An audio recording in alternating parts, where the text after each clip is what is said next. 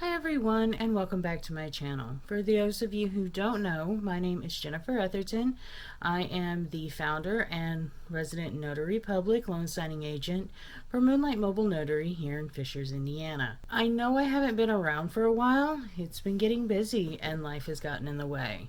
However, I am committed to in the new year to start releasing one video a week. I'm going to upload them every Sunday. If you are interested in this subject matter, feel free to hit the subscribe button and don't forget the notification bell, notified every time new videos are uploaded. Today is actually going to be just a pretty simple overview subject.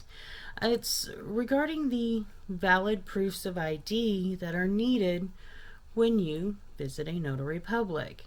So no matter if you are going to, say, the UPS store or the bank, or you're having a notary come to you, you will be asked for ID. Now, there are three ways for a notary to validate someone's ID. The first way is by documented proof. Now, what is documented proof? Documented proof is anything that is issued by the state or the federal government or a trusted party. So in the state of Indiana, we are allowed to accept the most common form of ID, which is just your driver's license. It can be from any state, and as long as it's valid, we can take that as proof of ID. That also works for state-issued ID cards. Now, if you are in a real estate transaction, a lot of times two forms of ID are requested. And that's simple enough. The second form of ID can be your birth certificate, social security card. A lot of times they accept insurance cards. It could also be something like a conceal and carry. Just whatever is on the second form of ID list. Now, for a notary, they can also take U.S. passports and also foreign passports as long as they are recognized by the United States. So most first world countries are recognized, such as UK, South America, Mexico, Canada, Russia, China. As long as it is a valid passport, it can be accepted. Military IDs, they are absolutely accepted. However, for real estate transactions, there will be a little pushback because as of right now, military IDs cannot be copied. And in order to finish a real estate transaction, we do have to take a copy of your ID. So real estate really can't use military IDs. Anything else, it's absolutely valid and acceptable.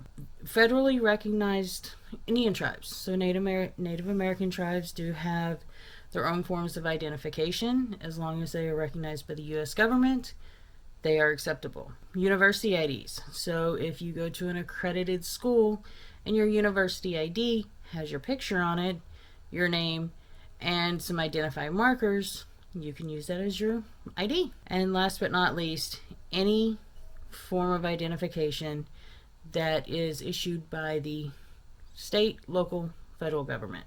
The thing is, it has to have your picture, your name, an expiration date, and some physical description. Another way your identity can be verified is if the notary knows you. It's called a personal knowledge. So personal knowledge comes when the notary is your friend, family member.